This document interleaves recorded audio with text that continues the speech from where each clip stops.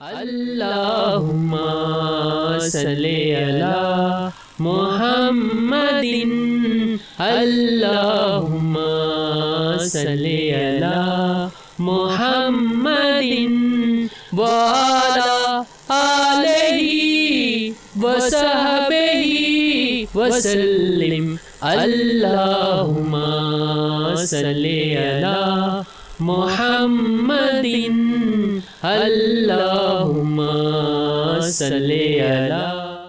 اب حلیمہ کے ہاں برکتوں کی بارش تھی، ہر چیز میں برکت ظاہر ہو رہی تھی۔ جانور موٹے ہو گئے، دودھ سے تھن بھاری ہو گئے، ہر طرف برکت ہی برکت نمایاں تھی۔ رفتہ رفتہ 2 سال گزر گئے۔ آمنہ کا لال حلیمہ کا دودھ پیتا، حلیمہ کی ایک بیٹی تھی شیمہ، اس کی گودیوں میں ہمکتا۔ صحرا کی کھلی فضا ہوتی اور دیہات کی سادہ زندگی۔ جسم تیزی سے بڑھا، ہاتھوں پیروں میں طاقت آ گئی اور بچہ خوب تندرست ہو گیا۔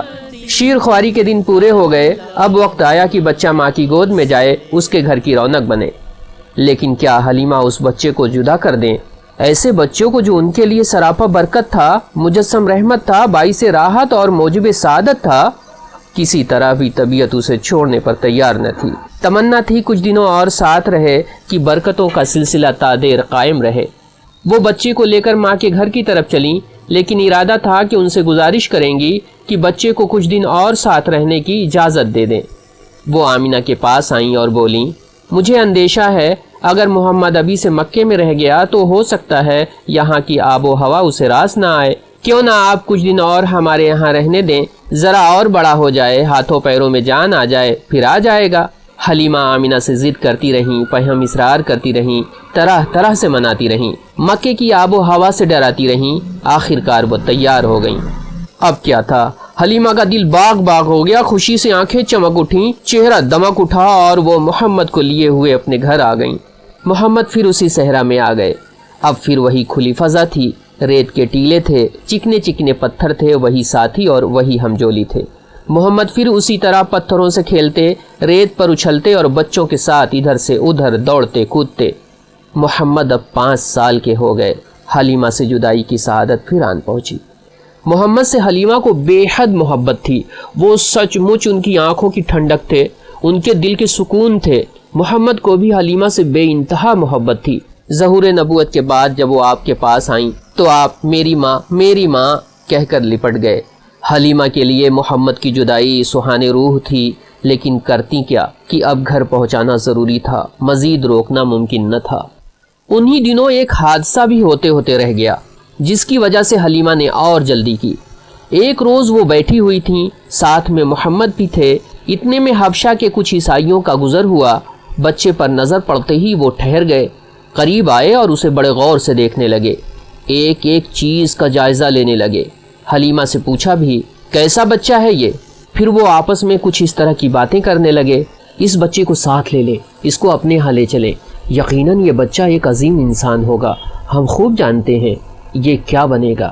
حلیمہ ان کا مطلب سمجھ گئیں، ان کے تیور بھاپ گئیں، ان کی باتوں سے گھبرا اٹھیں، ڈریں کہیں سچ مچ اسے چھین نہ لیں، موقع پا کر اچک نہ لیں یا کوئی آزار نہ پہنچا دیں۔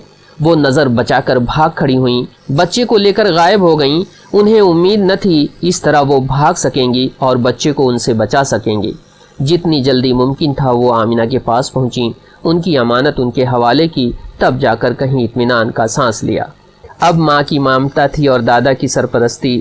دونوں محمد سے بہت پیار کرتے، ہمیشہ اپنی نظروں کے سامنے رکھتے، ہر طرح سے آپ کا خیال رکھتے۔ آپ 6 برس کے ہو گئے تو ماں کا دل چاہا چل کر شوہر کی قبر دیکھیں، چنانچہ مدینے کے لیے روانہ ہو گئیں۔ محمد کو بھی ساتھ لیتی گئیں۔ شوہر کی ایک باندی تھی ایمن، وہ بھی سفر میں ساتھ تھی۔ وہاں کا ایک مشہور خاندان تھا بنی نجار۔ محمد کے دادا کی ننھیال اسی خاندان میں تھی۔ بی بی آمنہ جا کر وہیں ٹھہر گئیں۔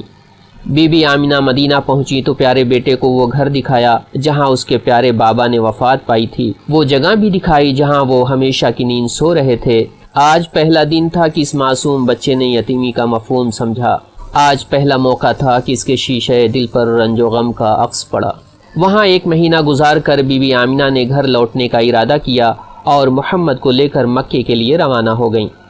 شوہر کی طرح بی بی آمنہ بھی راستے میں بیمار پڑ گئیں۔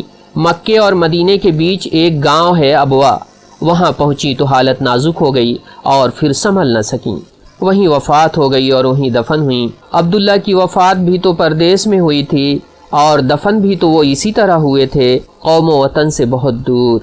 اللہ آپ کا ولی اور کارساز ہے اے محمد صلی اللہ علیہ وسلم۔ آپ یتیم تھے، باپ کے سائے سے محروم تھے، ابھی اس یتیمی کا شعور ہوا ہی تھا کہ ماں بھی چل بسیں۔ باپ کی قبر دیکھی ہی تھی کہ ماں کی بھی قبر تیار ہو گئی، اب آپ تنہا رہ گئے، ماں ساتھ تھیں، تب بھی آپ کو یتیمی کا ملال تھا۔ بھلا دل پر کیا بیتی ہوگی جب یہ سہارا بھی ٹوٹ گیا، صدمہ پہ صدمہ، ایک سے بڑھ کر دوسرا۔ ام ایمن نے آپ کو اپنی حفاظت میں لیا اور بڑے پیار سے گھر لائیں۔ مکہ پہنچے تو آپ بلک بلک کر رو رہے تھے، آج آمینہ کے لال کی حالت دیکھی نہیں جاتی تھی۔ اس حادثے کا عبد المطلب پر بڑا اثر ہوا، محمد کے لیے ان کے سینے میں ماں کی محبت اور باپ کی شفقت ابل پڑی۔ اب وہ آپ پر بے انتہا مہربان ہو گئے، پہلے سے زیادہ ماننے لگے، بڑی محبت سے پیش آتے، لطف و کرم کی بارش کرتے، ہر آن آپ کا خیال رکھتے، ہر طرح سے دلجوئی فرماتے، اپنی ذات اور اپنی اولاد سے بڑھ کر آپ کی فکر رکھتے۔